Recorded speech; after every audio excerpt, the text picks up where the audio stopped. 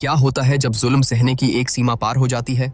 जब रोज रोज की जिल्लत और मारपीट से एक औरत का सब्र टूट जाता है। कहते हैं जब एक टूटी हुई औरत इंतकाम लेने की ठान लेती है तो वह सबसे ज्यादा खतरनाक हो जाती है। कहानी की शुरुआत होती है बदरू से। बदरू सड़क किनारे खड़ी अपनी आंखों में बेताबी लिए अपने बॉयफ्रेंड का इंतजार कर रही थी। घंटों के लंबे इंतजार के बाद हमजा आता है। उसके चेहरे पर एक अलग ही चमक थी। उसने आते ही कहा, गवर्नमेंट जॉब लेके आया है, शादी मनाते हैं अपन दोनों। यह सुनते ही बदरू खुशी से झूम उठी। उसने लगा जैसे उसे उसकी पूरी दुनिया मिल गई हो। उसे क्या पता था कि जिस इंसान को वह अपनी दुनिया मान रही है वही आगे चलकर उसकी जिंदगी को नर्क बनाने वाला है। वक्त का पहिया घूमा और कहानी 3 साल आगे बढ़ गई। हमजा और बदरू अब पति पत्नी थे, लेकिन वो सुनहरे सपने अब काले सच में बदल चुके थे। उनका रिश्ता प्यार की डोर से नहीं बल्कि डर की जंजीरों से बंधा था। हमजा जो कभी प्यार की कस्में खाता था अब शराब के नशे में डूबकर घर आता था। उस रात बदरू ने बड़े प्यार से खाना परोसा, लेकिन खाने में महज एक छोटा सा कंकर आ जाने पर हमजा का गुस्सा 7वें आसमान पर पहुंच गया। वह हैवान बन गया और उसने बदरू की बेरहमी से पिटाई कर दी।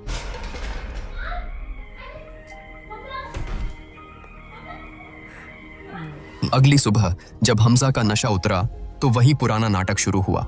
उसने बदरू को मनाने की कोशिश की, मीठी मीठी बातें की। बदरू जो अब भी उम्मीद का दामन थामे थी, धीरे से बोली, हमजा मुझे एक बच्चा चाहिए। हमजा ने उसका दिल रखने के लिए हाँ तो कर दी, लेकिन बदरू के मन में कुछ और ही चल रहा था। उसने सोचा था कि शायद घर में एक नन्ही जान आने से हमजा एक जिम्मेदार इंसान बन जाएगा। शायद बाप बनने का एहसास उसके अंदर के जानवर को मार देगा। हमजा के जाने के बाद बदरू उसी अपार्टमेंट के दूसरे फ्लैट में अपनी अम्मी के पास गई। माँ की नजर जैसे ही बेटी की गर्दन पर पड़े चोट के ताजे निशानों पर पड़ी, उनकी रूह कांप गई। अम्मी ने घबराते हुए कहा, बेटा अभी भी देर नहीं हुई, कल पोटला बांध के घर आ वापस। पिछले 3 साल से ये शक्ल सूरत का धोबी तालाब बना के रख दिया है उस आदमी ने। पिटाई, फटके, धुलाई चल ही रहा है। तेरा सोचते ये तो एक दिन इतना मारेगा ना कि मर जाएगी मेरी बच्ची। लेकिन हमजा ऐसा क्यों था? इसका जवाब उसके काम की जगह पर छिपा था। वह रेलवे स्टेशन पर टीसी तो था, लेकिन उसकी इज्जत 2 कौड़ी की भी नहीं थी। स्टेशन इंचार्ज उसे अपने इशारों पर नचाता था, यहाँ तक कि उससे अपने ऑफिस का टॉयलेट भी साफ करवाता था। हमजा की जिंदगी का कड़वा सच यही था। बाहर जिसकी औकात एक कुत्ते के बराबर भी नहीं थी, वह घर आकर अपनी बीवी पर शेर बनता था। अपनी सारी कुंठा और गुस्सा वह उस बेजुबान बदरू पर निकालता था। उस मारपीट के बाद भी बदरू हार नहीं मानती। वह अपनी जिंदगी सुधारने की एक और कोशिश करती है।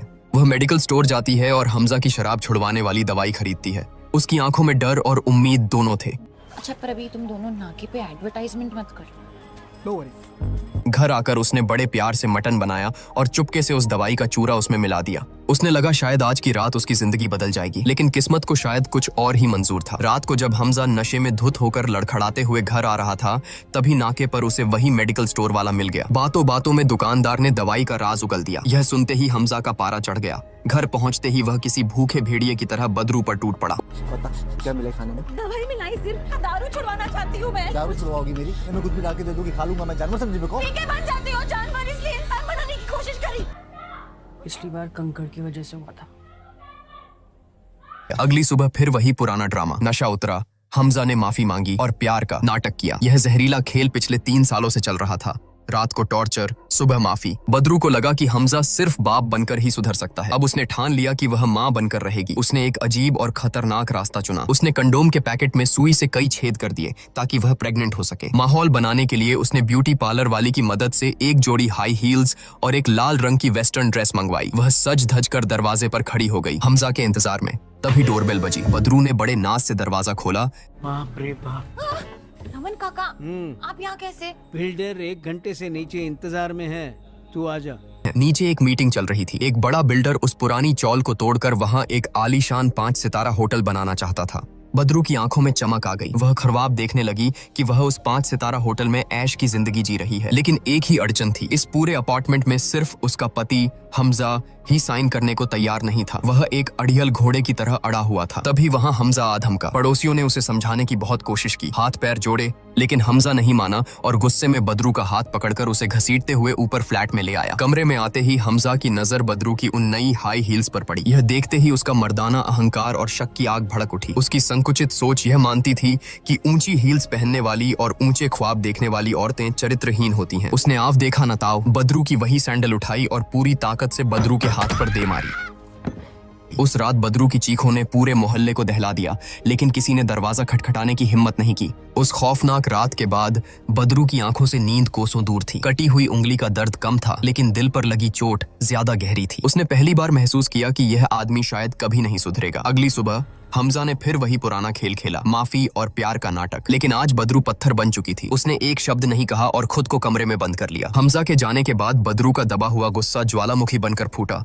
वह किचन में गई और पागलों की तरह प्लेटें तोड़ने लगी। हर टूटती हुई प्लेट के साथ उसका सब्र भी टूट रहा था। शोर सुनकर जुल्फी वहां आ गया। तुम अंदर कैसे आया? हाला कब से कॉल कर रही है? ये हाथ को क्या हुआ तुम? तुम जाओ, एक बार में समझ नहीं आ रही बात। जो मेरे को समझ में आ रहा है उसको तुम काहे को इग्नोर मार रही हो बदरू? बाद में वह अपनी अम्मी के पास गई। उसकी आंखों में एक अजीब सा सूनापन था। कल ऐसी क्या आफत आ गई बदरू? वही रोज का रिपीट टेलीकास्ट। Very good. आज मालूम है कितना रॉन्ग रॉन्ग ख्याल आया। उसको मारने का? मार दे, जिंदगी भर चैन से नहीं जीवेगा। अहमद भाई ये खराब हो गया। हेलो, मैं कांस्टेबल जादव, बाइकाला पुलिस स्टेशन। हाँ वहां पहुंचकर पता चला कि जुल्फी ने हमजा के खिलाफ घरेलू हिंसा का केस दर्ज करवा दिया था। इंस्पेक्टर ने बदरू की हालत देखी और हमजा की तरफ इशारा करते हुए कहा, एक सेक्शन है 498, 3 साल के लिए अंदर जाएगा बिना बेल के। इससे अच्छा चांस फिर नहीं मिलेगा। कंप्लेन करेगी साहब। मेरे खिलाफ कंप्लेंट करेगी बदरू? कान के नीचे बचाओ क्या? चल। लेकिन हमजा जो अब तक भीगी बिल्ली बना खड़ा था, उसने अपनी आखिरी चाल चली। वह घुटनों पर बैठ गया और रोने का नाटक करने लगा। बदरू, यह मैं नहीं, यह कमबख्त शराब मुझसे करवाती है। कसम से मैं शराब छोड़ दूंगा। हम अपनी नई दुनिया बसाएंगे। हमारा बच्चा होगा। प्लीज मुझे माफ कर दो। बच्चे का नाम सुनते ही बदरू की ममता और उम्मीद फिर जाग गई। वह इमोशनल हो गई और उसने अपनी ही पैरों पर कुल्हाड़ी मारते हुए कंप्लेंट वापस ले ली। पुलिस स्टेशन से बाहर आते ही हमजा का असली चेहरा फिर सामने आ गया। उसे यकीन था कि उसकी भोली भाली बीवी उसके खिलाफ नहीं जा सकती। जरूर इसकी माँ ने ही इसे भड़काया होगा। गुस्से में उसने अम्मी के चेहरे पर एक जोरदार घूंसा मारा। अम्मी की नाक से खून की धार फूट पड़ी। यह बदरू के लिए एक और सदमा था। अम्मी ने अपनी साड़ी से खून पोंछा और ऑटो से उतर गईं। जाते जाते उन्होंने बदरू को एक अल्टीमेटम दिया।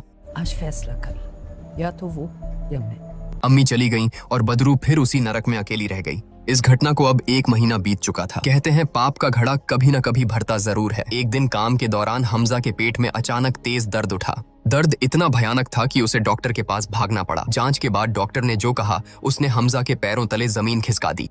आपको लीवर सिरोसिस है, सिरो क्या? मतलब आपका लीवर डैमेज हो रहा है। छोड़ोगे नहीं तो मरोगे। मौत का डर हमजा के चेहरे पर साफ था। वह घर लौटा तो देखा कि बदरू ने कमरे को मोमबत्तियों से सजा रखा था। कुछ है क्या जो मैं भूल गया? बर्थडे, एनिवर्सरी, सेक्स चाहिए? कोई आने को है। आज से दारू बंद। Thanks you. तुम्हारे लिए इतना भी नहीं कर सकता क्या? बदरू को लगा कि यह उसके प्यार और आने वाले बच्चे का असर है, लेकिन वह यह नहीं जानती थी कि हमजा ने यह फैसला प्यार की वजह से नहीं बल्कि अपनी मौत के डर से लिया है। उसने अपनी बीमारी की बात बदरू से छिपा ली। उधर अम्मी और जुल्फी ने मिलकर एक टिफिन सर्विस का बिजनेस शुरू किया था। वे अपने बिजनेस के विज्ञापन के लिए वीडियो शूट कर रहे थे। तब बदरू वहां पहुंची और अपनी प्रेगनेंसी की खबर सुनाई। यह सुनते ही अम्मी का गुस्सा पिघल गया। नानी बनने की खुशी में उन्होंने बदरू को गले लगा लिया। हमजा ने भी अम्मी से माफी मांग ली। माहौल ऐसा था मानो सब कुछ ठीक हो गया हो। बदरू अब खुश थी और अम्मी के साथ टिफिन पैक करने में मदद करने लगी। लेकिन कहते हैं ना, तूफान से पहले की शांति सबसे ज्यादा डरावनी होती है। हमजा के दिमाग में एक कीड़ा अब भी कुलबुला रहा था। आखिर पुलिस कंप्लेन की किसने थी? एक दिन वह चुपके से पुलिस थाने गया और वहां किसी तरह पता लगा लिया कि कंप्लेन करने वाला कोई और नहीं बल्कि जुल्फी था। बस यहीं से हमजा के दिमाग में शक का जहर घुल गया। उसने लगा कि बदरू और जुल्फी के बीच जरूर कोई चक्कर चल रहा है। इसीलिए जुल्फी ने मुझे जेल भेजने की कोशिश की थी। हमजा, तू जैसे सोच रहा है वैसा कुछ भी नहीं है। गाड़ी रोक, रोक साइड में। जुल्फी ने तुरंत बदरू को कॉल किया। हमजा को पता चल गया कि कंप्लेन मैं किया। ये भी कि तुम्हें पता था पहले से। बदरू बुरी तरह डर गई। उसने घर का दरवाजा लॉक कर दिया, लेकिन हमजा के सिर पर खून सवार था। उसने एक ही झटके में दरवाजा तोड़ दिया। घर में घुसते ही उसने बदरू का फोन छीना और कॉल हिस्ट्री चेक की। वहां जुल्फी के कई कॉल रिकॉर्ड्स थे जो असल में टिफिन बिजनेस के सिलसिले में थे। लेकिन हमजा को अब यकीन हो गया था कि उसकी बीवी ने अपना मुंह काला किया है। बदरू अपनी जान बचाने के लिए वॉशरूम में छुप गई थी, लेकिन हमजा ने उसे वहां से भी बाल पकड़कर घसीटते हुए बाहर निकाला। तू निकल मेरे घर से। नहीं, मेरे को नहीं देखने का तेरा फोटो। बदरू रोती रही, गिड़गिड़ाती रही, अपनी वफादारी का सबूत देती रही। लेकिन हमजा ने उसे लात घूंसों से पीटना शुरू कर दिया और फिर गुस्से की इंतहा में उसने वह किया जो कोई जानवर भी न करे। उसने गर्भवती बदरू को अपार्टमेंट की सीढ़ियों से नीचे धक्का दे दिया। बदरू लुढ़कते हुए नीचे जा गिरी और फिर एक खामोशी छा गई। अस्पताल के बिस्तर पर जब बदरू की आंख खुली तो चारों तरफ सिर्फ सफेद दीवारें और एक भयानक सन्नाटा था। सब ठीक है ना? मेरा बच्चा गिरने की वजह से तुम्हारा मिसकैरेज हो गया है। मतलब?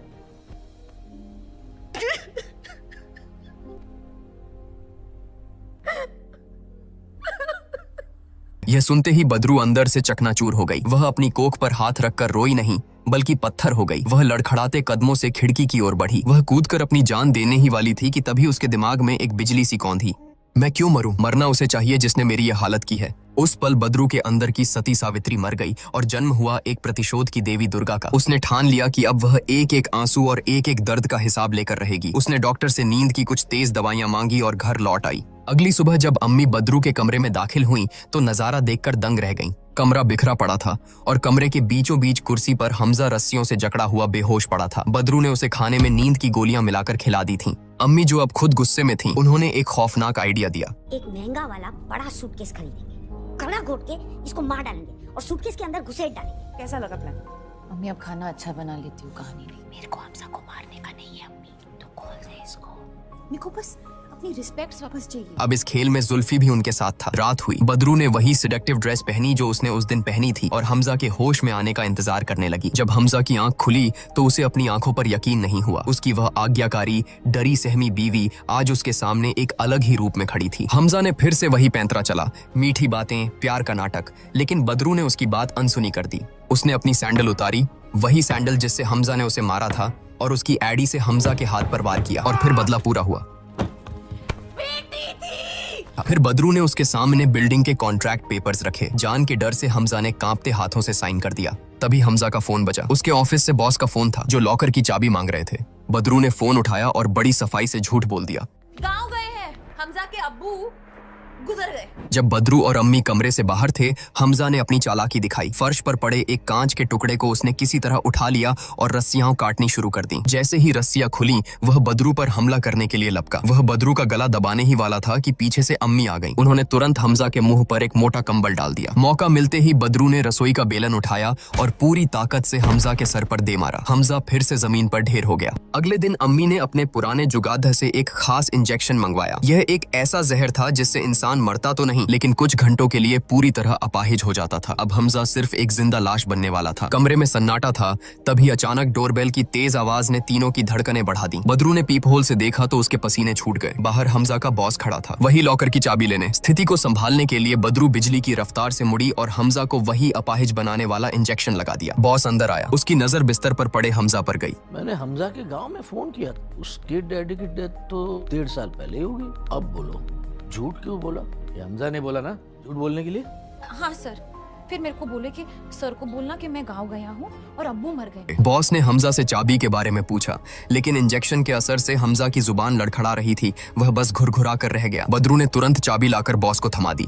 बॉस ने सोचा कि हमजा हमेशा की तरह नशे में धुत पड़ा है। वह नाक सिकोड़ते हुए उसे कल ऑफिस आने की हिदायत देकर चला गया। दरवाजा बंद होते ही तीनों ने राहत की सांस ली। बदरू ने अम्मी से कहा, अम्मी अब पानी सिर से ऊपर जा चुका है। इसे घर में कैद रखना बहुत रिस्की है। अगर किसी को भनक लग गई तो हम सब लंबा नपेंगे। वह पुलिस थाने गई और हमजा की गुमशुदगी की रिपोर्ट लिखवा दी। लेकिन बदरू भूल गई थी कि कानून की नजर बहुत तेज होती है। पुलिस को बदरू के हाव भाव पर शक हो गया। उन्हें पिछला रिकॉर्ड याद था, कैसे जुल्फी ने बदरू के लिए कंप्लेंट की थी। इंस्पेक्टर ने तुरंत दिमाग दौड़ाया। जरूर इन दोनों का चक्कर चल रहा है और इन्होंने मिलकर पति को रास्ते से हटा दिया है। इंस्पेक्टर ने बिना वक्त गवाए पुलिस की एक टुकड़ी बदरू के घर भेज दी। उधर घर पर जुल्फी हमजा की निगरानी कर रहा था। लेकिन अगर मैं गलती से अभी टपक गया तो सोच क्या करेगी पुलिस? ये माँ बेटी ज्यादा इमोशन में ना येड़े, तू जेल जाएगा। उन दोनों को धोखा नहीं दे सकता। जुल्फी दिल का साफ था। वह हमजा की बातों में आ गया। उसने लगा शायद मौत के डर से इंसान बदल गया है। तभी बाहर पुलिस की गाड़ियों के सायरन गूंजने लगे। बदरू और अम्मी जब घर पहुंची तो देखा पुलिस घर का कोना कोना छान रही थी। बदरू को लगा आज तो खेल खत्म। पुलिस को घर में हमजा नहीं मिला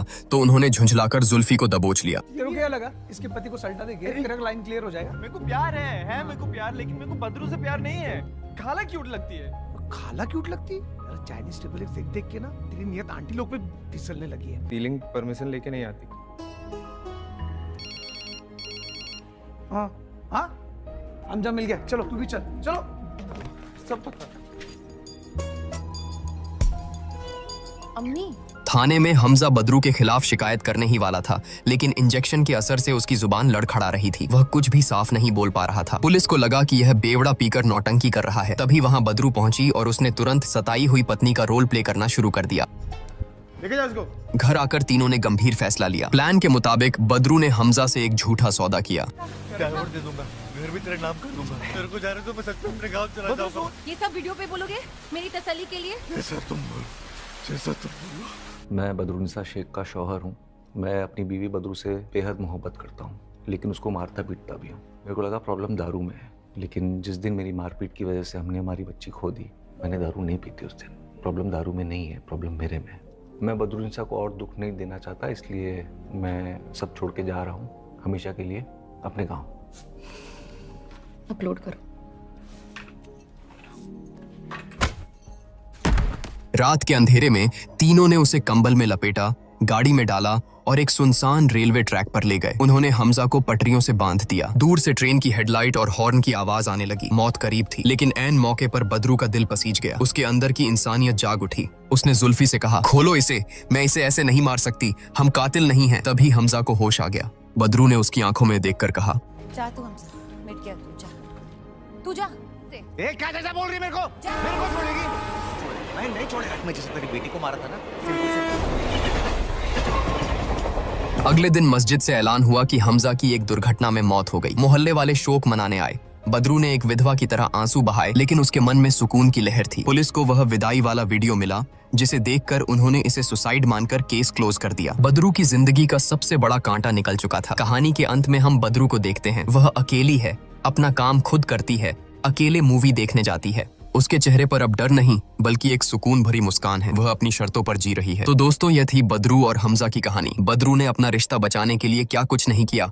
मार खाई, जिल्लत सही, यहाँ तक कि उसे माफ करके एक नई जिंदगी देने की भी कोशिश की। लेकिन हमजा ने अंत में साबित कर ही दिया कि जो सुधरना नहीं चाहता, उसने मौके देना बेवकूफी है। बदरू ने सही समय पर यह बात समझ ली और अपनी आजादी चुन ली। इंसान अपनी किस्मत बदल सकता है, लेकिन किसी और की फितरत नहीं बदल सकता। मेरा सवाल आप लोगों से ये है, जब रेलवे ट्रैक पर बदरू ने हमजा को माफ करने का सोचा था, अगर उस वक्त हमजा उसे धमकी नहीं देता और माफी मांग लेता, तो क्या बदरू को उसे जिंदा छोड़ देना चाहिए था? या आपको लगता है कि हमजा जैसे लोग कभी नहीं सुधरते और उनका यही अंजाम होना सही था? अपना जवाब नीचे कमेंट में जरूर बताएं। मैं सबके कमेंट्स पढ़ूंगा और इसी तरह की धमाकेदार फिल्मों का एक्सप्लेनेशन देखते रहने के लिए हमारे चैनल झटपट बॉलीवुड को सब्सक्राइब जरूर करें।